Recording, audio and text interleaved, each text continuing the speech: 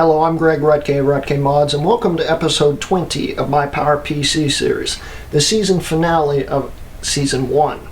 Now in this episode, we'll be introducing you to my mid-2003 Power Mac MDD or mirror drive doors.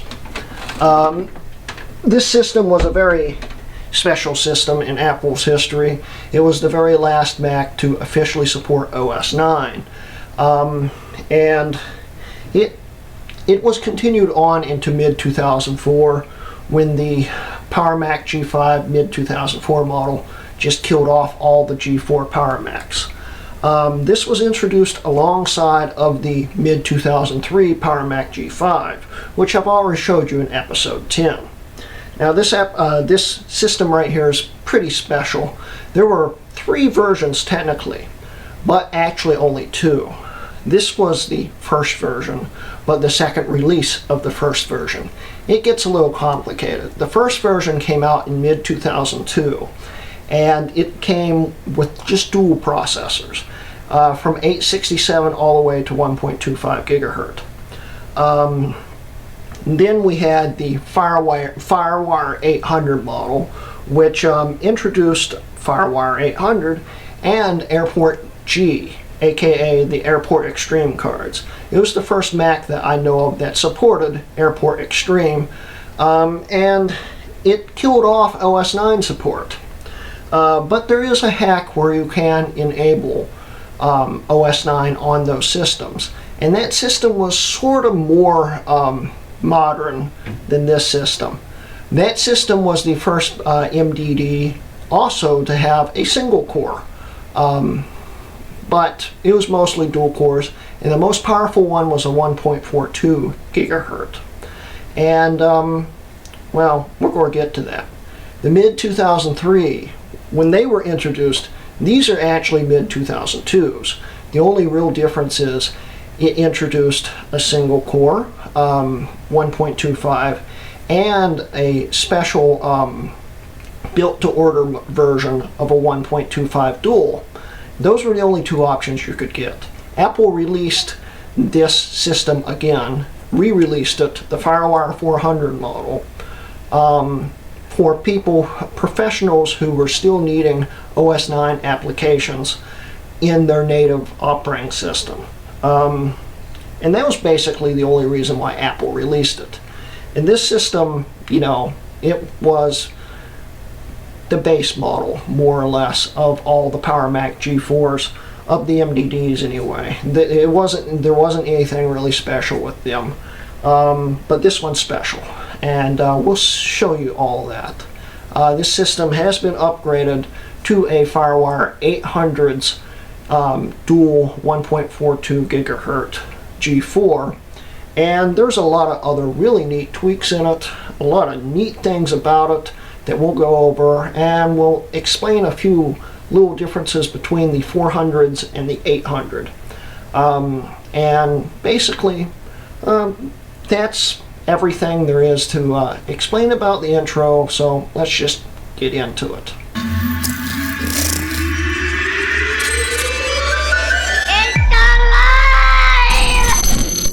Okay, and here's my Power Mac G4 MDD. This is the one that I showed in episode 9 when I was introducing my mid-2003 Power Macs. This has been a pain to get to work properly, but now that it works properly, I've, believe it or not, been using it as my main system for almost a month now. It will do basically anything you need it to do in modern standards. It's of course a little slow, but you can do everything from watching YouTube to going on Facebook with this system. Of course, in its stock form, it won't really do it properly, but with this upgraded system the way I have it now, it works great. The only time I don't use it is of course when I need it to do video editing. But of course this system could do it, it'd just be really painfully slow. I like to shoot in 60 FPS and stuff, and this system just, it would even struggle to do 1080p. But you could do it in theory. But anyway, getting back to the point, this system came to me with no hard drive, damaged RAM slot. It didn't read a module in that slot very well. It had many different problems. It had problems with crashing, which I'll explain later on, and it had a lot of other issues. It was a pain to get to work properly. It was the base model. It came with the 1.25 gigahertz G4 you see right here, and this weird, awful heat sink. It's like a hybrid one with, like, I think this is an aluminum bottom, but I'm not really sure about that. It's some kind of awful metal. This was basically meant for the 1.25 single core and nothing else, and we'll explain about that later on. But this is a terrible heat sink. But anyway, this system gave me a lot of headaches. It's running the 1 terabyte drive that was in my Quicksilver originally, and it was using this SATA adapter right here to convert it over to IDE for the ATA 100 controller in here. That controller didn't like this adapter, and I'd have random crashes with this adapter. But I'd also have random crashes for other reasons, which we'll explain. But this is a very nice, neat system. It's got a lot of capabilities that you just wouldn't expect a system this old to have, especially a Mac that hasn't been supported officially by Apple since, let's see here, 2011-ish, when the last Leopard update came out. Yeah. So, you know, considering that this has hardware from mid-2002 in it, and late 2002 if you count the G4 that's in it, what it can do is very incredible, and we'll get into that. So let's go. Okay, so before we show you the neat parts about this case, I'd like to cover real quick. Here we have all the oven door Power Macs that were ever made, and of course I've got one of each. And just to quickly show you, this is still my favorite design right here. This was the really basic, beautiful, simplistic design, the Quicksilver right here. And then we have the MDD. Out of all these right here, I always thought the MDD was the ugliest. It's just my personal opinion. A lot of people think it's the most beautiful oven door Power Mac ever made. And, you know, if you feel that way, okay, it's the most beautiful. But in my opinion, the Quicksilver will always win out. But this system right here is 50 times more capable than any of these systems combined.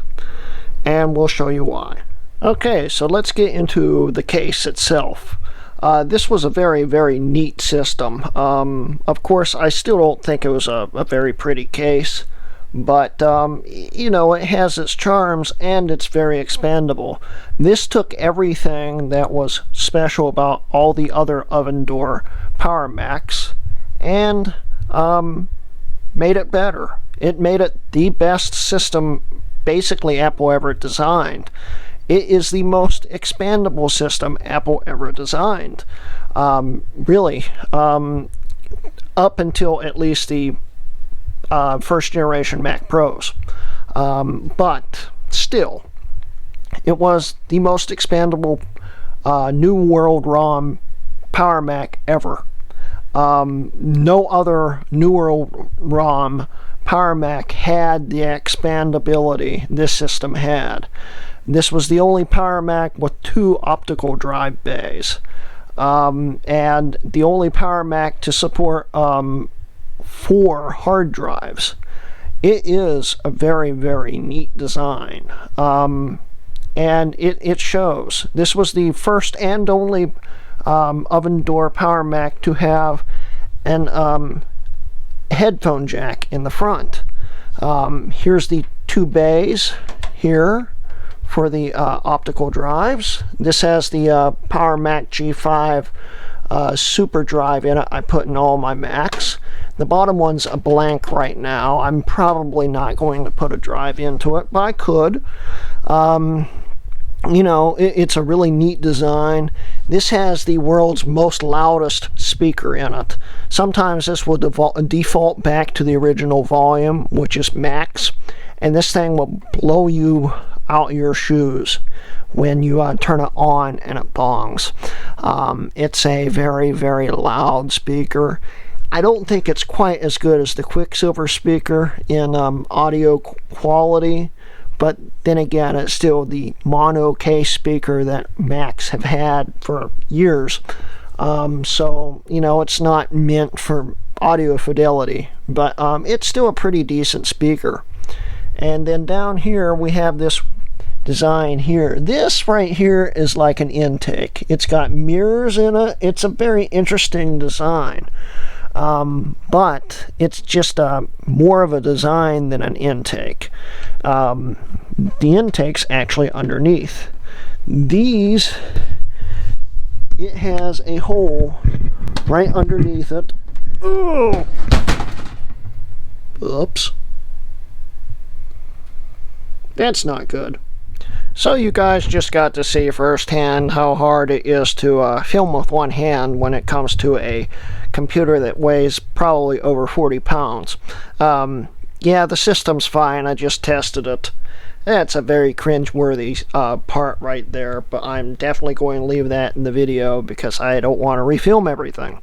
It just shows you how hard it is to film this. Anyway, getting back to where we were, this is the intake vent on the bottom. It's huge, and it's very needed because these systems run really hot. But, you know, as long as all the fans are working fine, it works quite well. And anyway, I'll set this back down. We'll continue on with the tour. Okay, so this system has gone through a lot in its life. It's got a lot of nicks and scratches all over, as we can see here. And I can't get these scuffs out. I've done everything down to a magic eraser, and I just can't seem to get them off.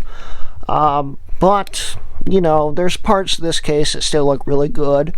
And I'd say with enough elbow grease, I could probably get those scrapes out.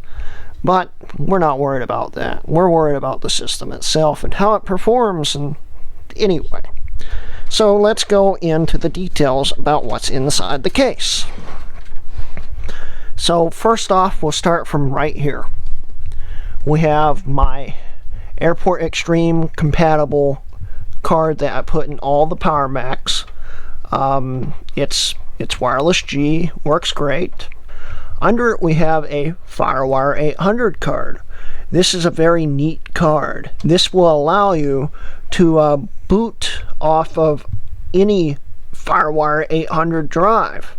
Of course, it won't work in target disk mode because it's not a native card, but it will allow you to access FireWire 800 drives from the boot menu. That's really neat. Here we have a USB 2.0 card. It's just a normal old USB 2.0 card. Works great. And under here we have the really neat thing here. This is a SATA card. This SATA card has been custom flashed. I just actually finished doing it a few days ago and finally got this system stable enough where I could actually film this and show you everything that's really neat about the system. It's got an eSATA port on the back, which probably would work, but right now I have it jumpered out so it doesn't. And it's got two internal SATA ports that we'll see in a second. Under here we have the Power Mac G4 modded stock Radeon 9600 XT 128 meg version. Of course, it's been modded to work in these systems. I've explained in the past that this is an 8-time card and this is a 4-time system, so it's got to be modified.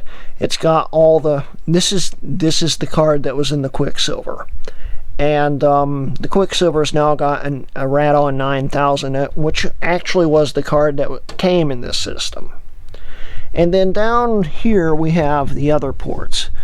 USB 1.1s, FireWire 400, gigabit Ethernet dial-up modem, audio in, speaker out, and then the Apple Pro speaker plug, which is actually damaged, but it still works. It works fine. You'll see that later on when we use my Pro speakers. It's just got a chunk missing out of it, but it works. And then the way you can find out really quickly which model these are is if it's a mid-2002 model, it will have the old script, the old font that says Power Mac G4 here. You'll see that, plus it will say 2002, and it will just have FireWire 400 in it. If it's a FireWire 800 model, of course it will have an 800 port here, and it will still use the old font. And I'll show you a picture.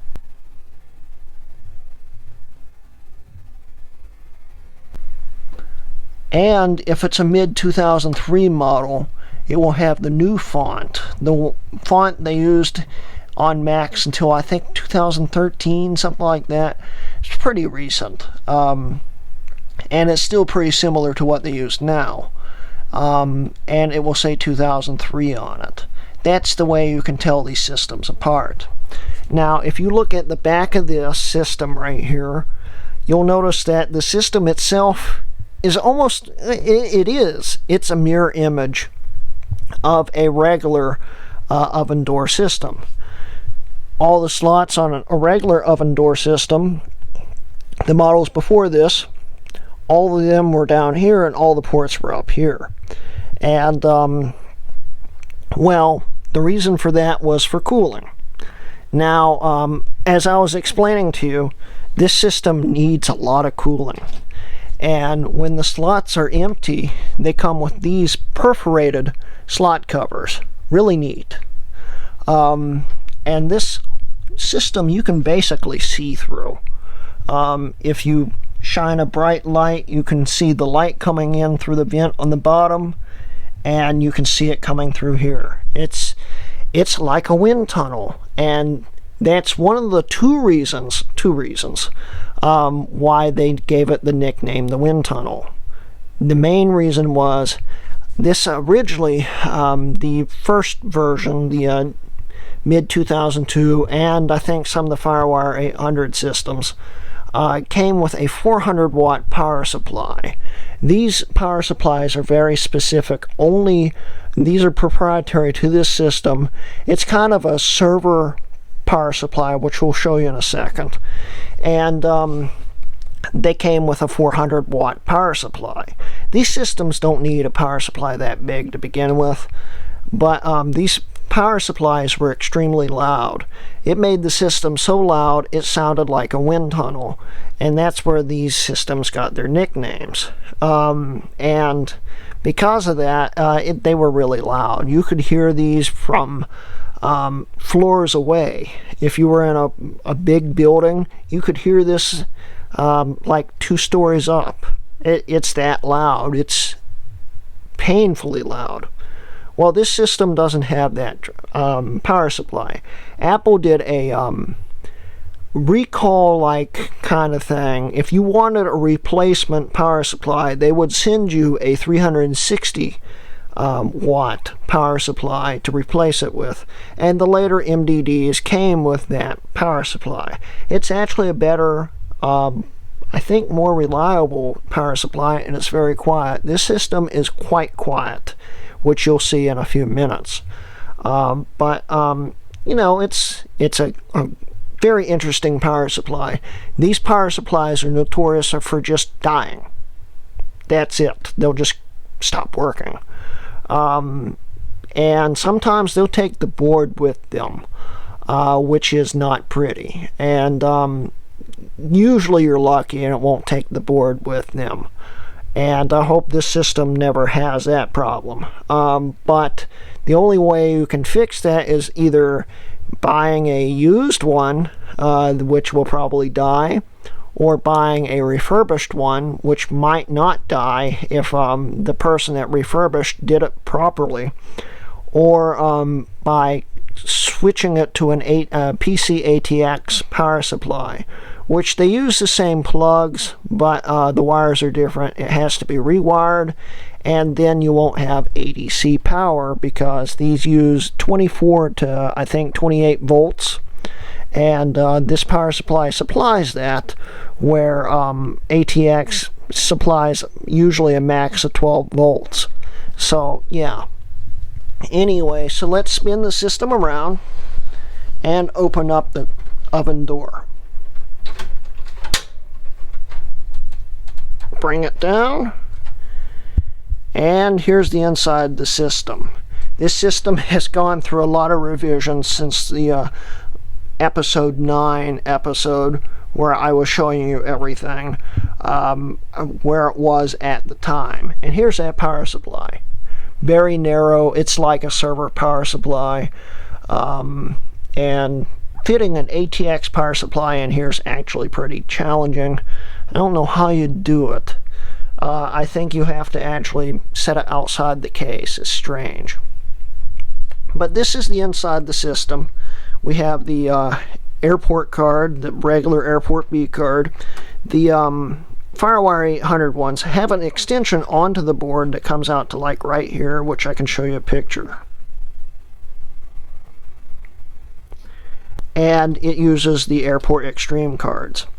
That's basically the only difference on the board other than the FireWire 800, which would be right down here.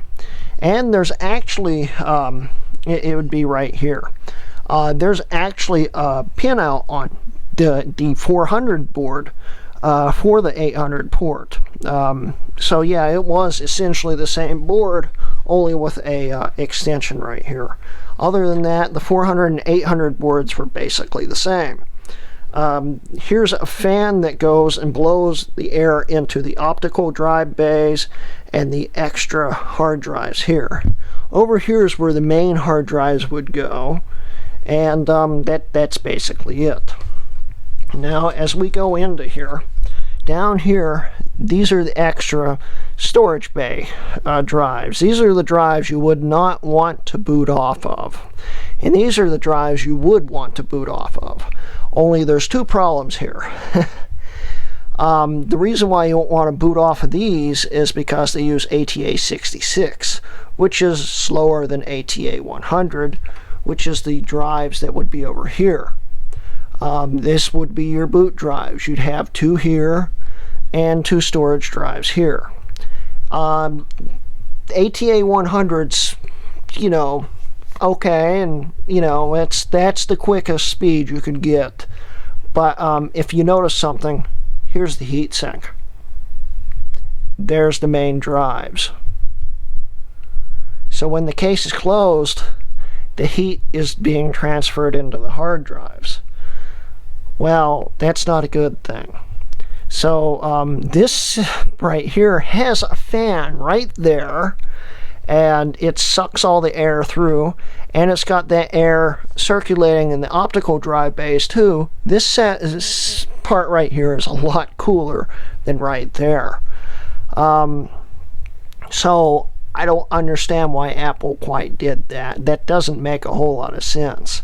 But as we can see here, here's the ATA 66 controller, and if we notice here, this is a SATA drive. I put the drive into here because, well, it's the SATA drive. It's cooler in here, and this is the SATA cord going straight into this modified SATA card. This SATA card is quite awesome. To do an aftermarket SATA card, it's expensive. The cheapest ones you can find, if you can find any, are usually $100+. This card cost me $13, I think. You need a specific chipset, which I'll show you in a future video how to flash these. And basically you just grab a PC, plug it into the PC, and flash it. It's pretty simple.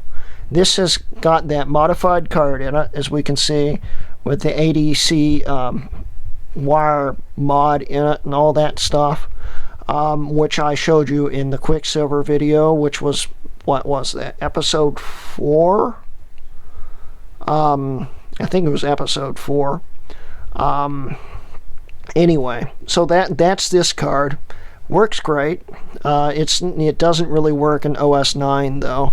So even though this system right here is OS 9 compatible, I don't actually run OS 9 on it, though I could. I'd basically have to upgrade this, well, downgrade it to what I'd probably go is for a GeForce 4 Titanium, which actually sticks out to here. It's a really long card. Really neat card, but really hard to find. But anyway, getting back to the point, here's that card for the Airport Extreme support. The FireWire 800 card, which is literally a full-length PCI slot card. The 64-bit slot, I think it's what it's called. It uses all the power. It has the complete bandwidth. This system is basically built up better than what a FireWire 800 would, because it's actually got 3 ports, FireWire 800, versus the basic, the stock version's 1 port. So yeah, this is actually better. Then right here we have the USB card. This is a Belkin card. This is where the first problem was with the system. I kept having resetting problems and shortings and all that stuff. I couldn't figure out why. And that cheap Chinese card I had in the other Power Mac, the mid-2003 G5, shorted out, which I can show you a picture here. It wasn't pretty, and luckily it didn't fry the board. But that was one of 2 problems. And I don't know if it was totally the card's problem, but it was still not pretty. And, well, I figured out another reason. This system, anytime you'd move it or close the door while I was running or something, it would shut off or crash. Sometimes it wouldn't boot up at all. Sometimes it would kick on and kick off. It had a lot of problems. I had no clue why. And the reason why was because of this.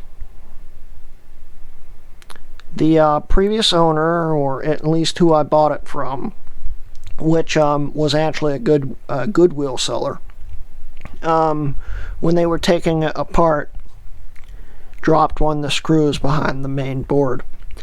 When I took the whole board out, we'll see this picture right here, I found this laying behind the board, which had been moving around shorting out connections in the back of the board since the day I got it, and luckily it hadn't fried anything, which was amazing.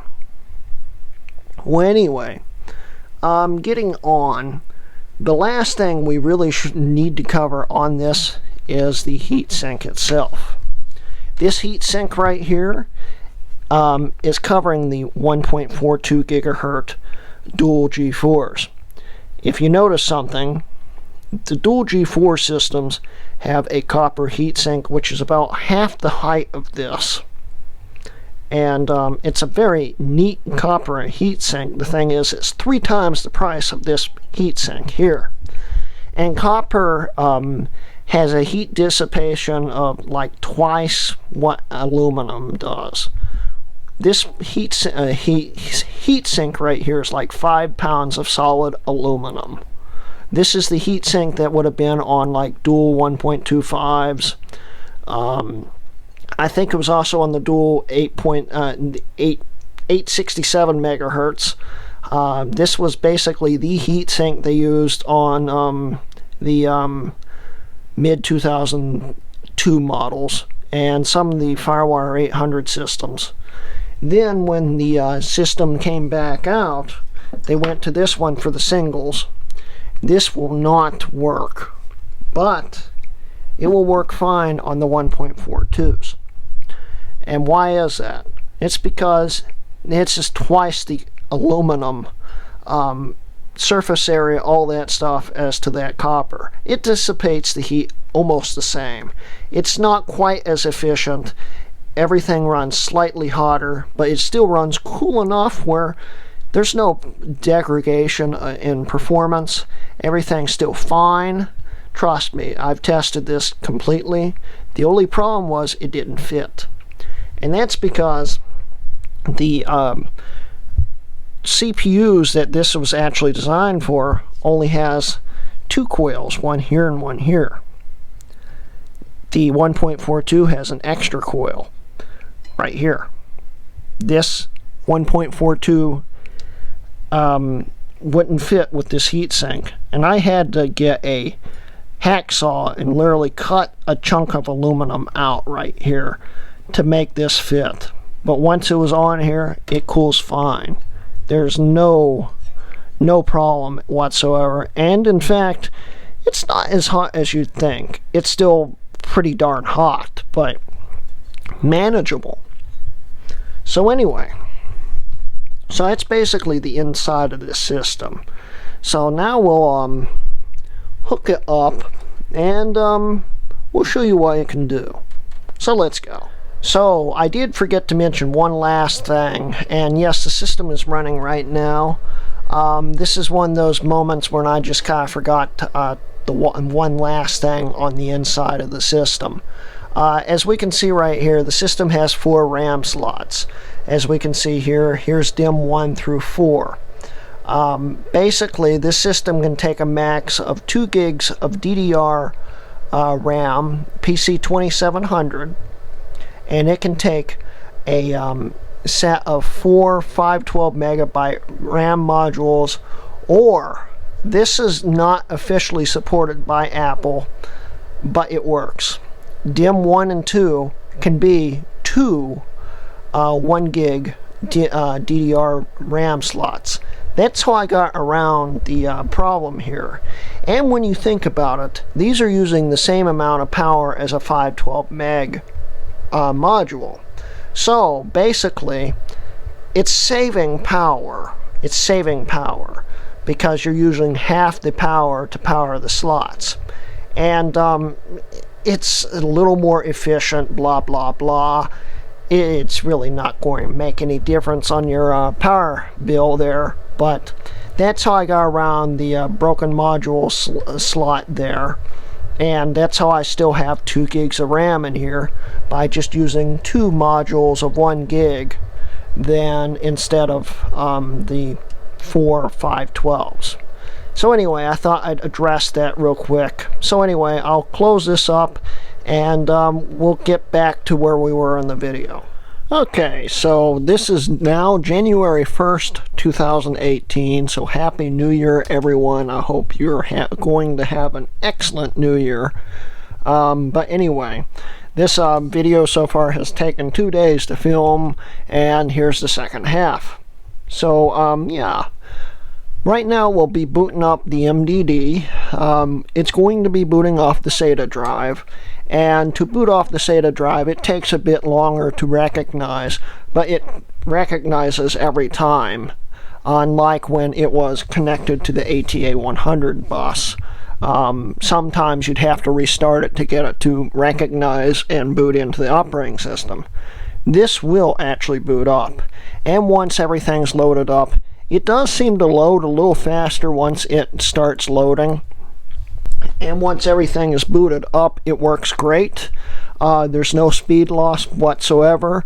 There's also no speed gain, but still, that's because ATA 100 is not too much slower than SATA 1, which this card is. SATA 1's the quickest speed you can run through PCI. And that's what this card is. It's 1.5 gigabits a second. And of course it's going through a hard drive, a spinning platter hard drive. So it's limited by the drive itself, not the bus speed. In fact, like I said before, it's basically the same speed. But you'll definitely notice a big difference when I finally switch this over to an SSD. And this system, I might as well just get it out of the way. Even though it's running dual 1.42 gigahertz right now, I may have DOS-Dude1, aka Colin Mister, actually modify a card, not this specific card because it's hard to find, but a card with quicker G4s, and try to push this thing up towards 2 gigahertz, which would be really, really cool. And that would basically make this the fastest MDD in the world. And that's my main goal for the future. But right now we'll boot it up and I'll show you the boot speeds. It's not impressive, but once everything's loaded, it's pretty cool. So let's get started. I'll set the camera down because I still don't have a tripod, and I'll set the time, the stopwatch right here, and we'll start up. So let's go. And here we go.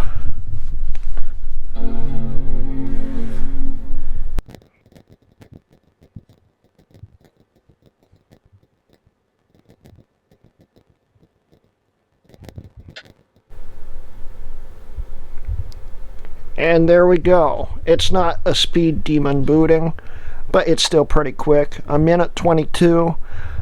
It's not great, but it only adds an extra maybe 20 seconds to the boot time. Once the card recognizes, it boots pretty quickly, considering the age and what it's got to load up in it.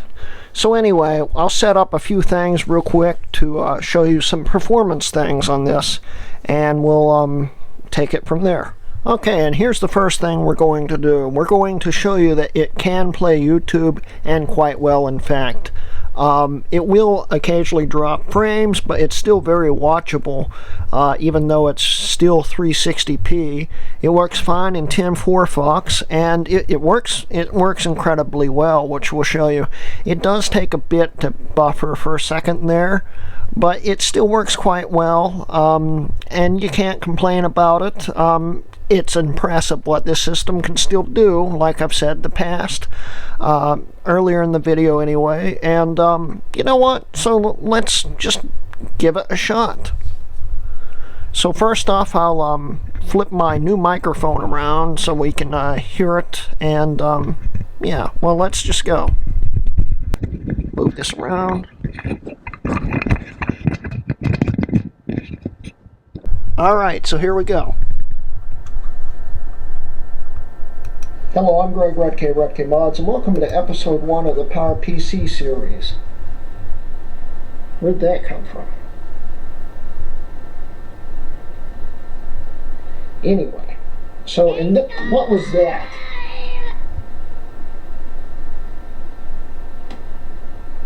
Anyway, like I said, in this series we'll be showing you many different things about PowerPC Macs in general. This will apply to any Mac in general that's PowerPC, more or less. Any Mac between the G3 and the G4 and the G5. Now, these Macs aren't dead at all. They're still very alive. Oh, the speakers are still on. Anyway, and when I say they're still very alive, I mean you can still use these computers for everyday tasks, considering which version you have. A lot of G3s, basically all of them, aren't very useful for... So yeah, let's flip this back around. Gotta get used to using this thing. It's a nice new microphone. Yeah, come on, go back in. Sorry guys. There we go. Alright, so yeah, it plays YouTube quite nicely, as you can see, and it will play it non-stop, and it's a very quick operating in online. You can switch between videos. It does take a second, of course, but it will play them, as we can see right here.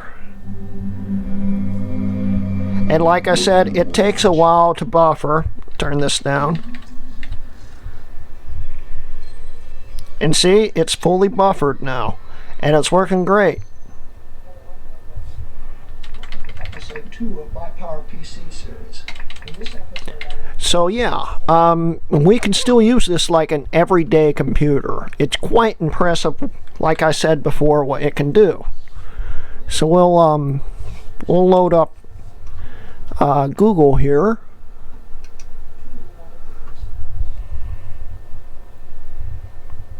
And it's that quick. It's quite impressive what we can do here. Facebook, I'd show you right now, but just believe me, it's very quick.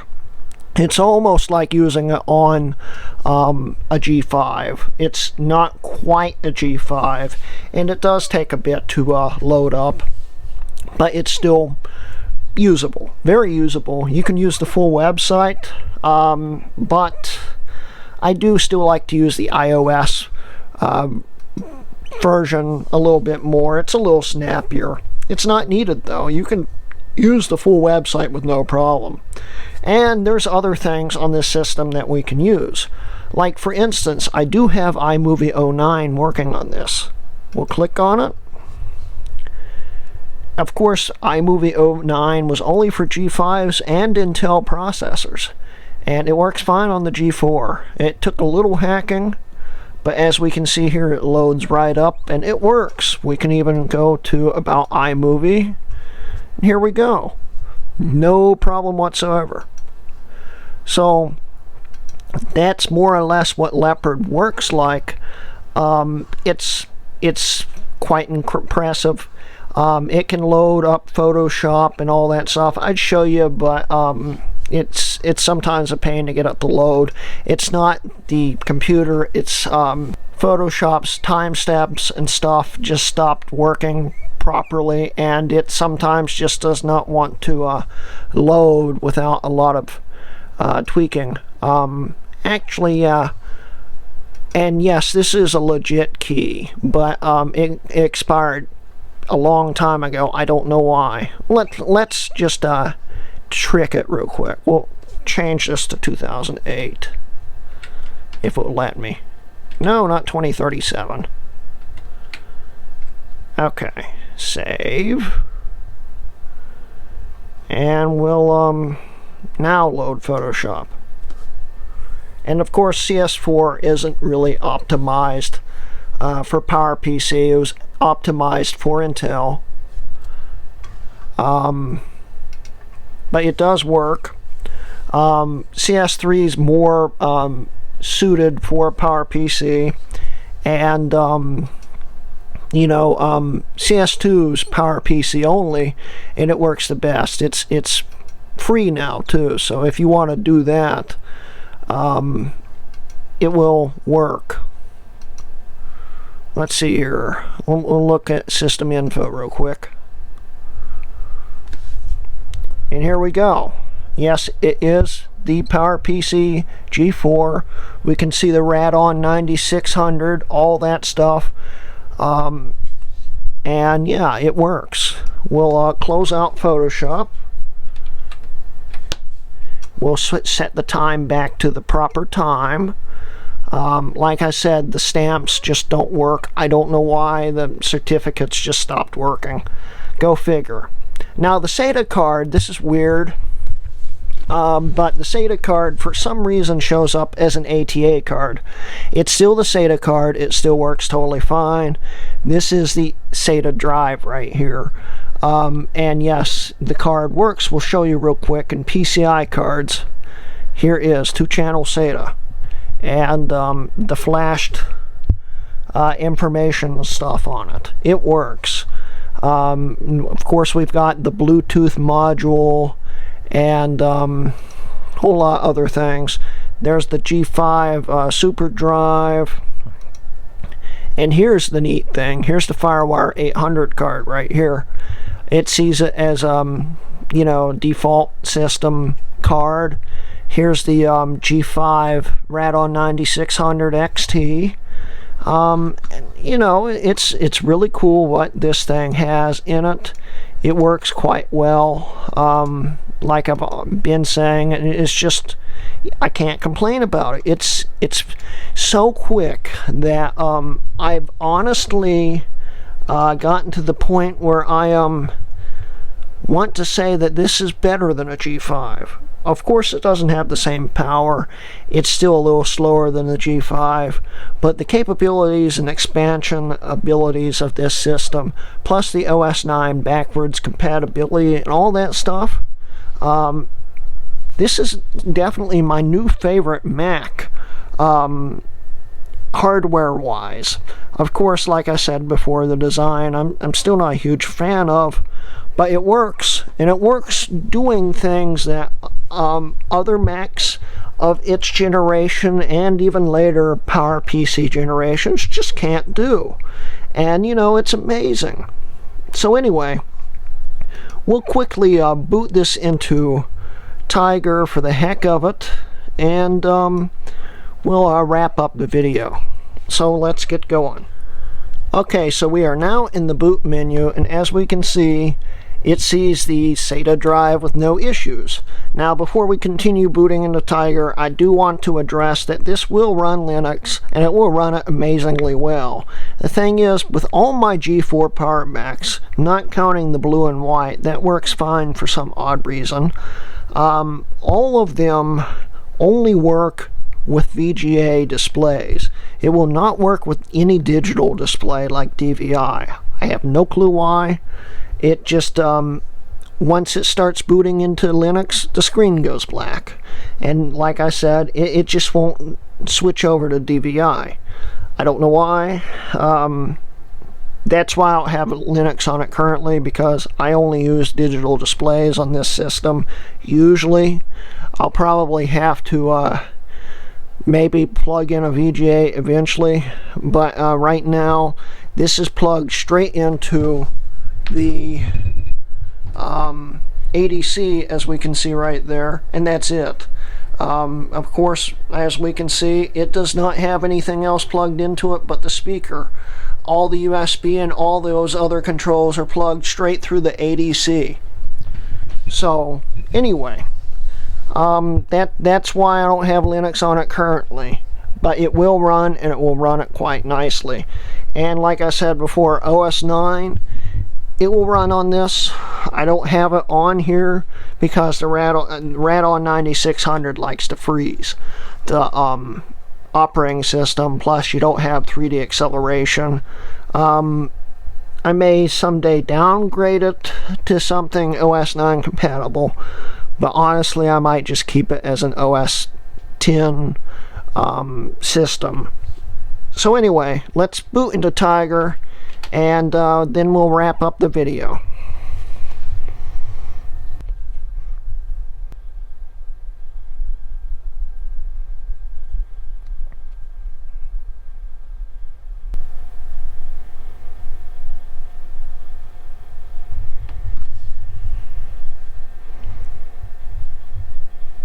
And here we are with Tiger booted up. Everything works, including Classic. Start it up. Classic's pretty quick too. It's quicker than most of my other systems. In fact, I want to say it's quicker than the G5, and it's probably because the native CPU support. But yeah, it's quite impressive what it can do. It's Tiger. Like I've said in the past, it's nothing too impressive past that. It can do what it's supposed to do, and it does it quite well. It's Tiger. It works just as quick as Leopard, maybe a little quicker, but it's, you know, it's Tiger. I don't know what more to say than that. So anyway, yeah, that's my Power Mac G4 MDD, the mid-2003 model with the dual 1.42 G4 upgrade, and it's a great way to end out the season. So like I said, this is the end of season 1 of the PowerPC series. I hope you guys have enjoyed this video and are enjoying this series. I I have a good load of passion for these PowerPCs. The whole point of this series is to show you the performance that these systems can still show in today's world. And of course, the backwards compatibility with older software, while still staying pretty darn modern. You can't complain about any of it. You know, it's impressive what these systems can do for their age. And, you know, you guys stick around for more to come. Season 2 is coming up, actually probably in the next few weeks. Maybe even sooner, maybe a few days from now. We'll definitely see. But it's the end of the season, you know. Thank you guys for watching, and once again, Happy New Year. Here's to a great 2018. So anyway, thank you for watching, and this has been a Rutke Mods video.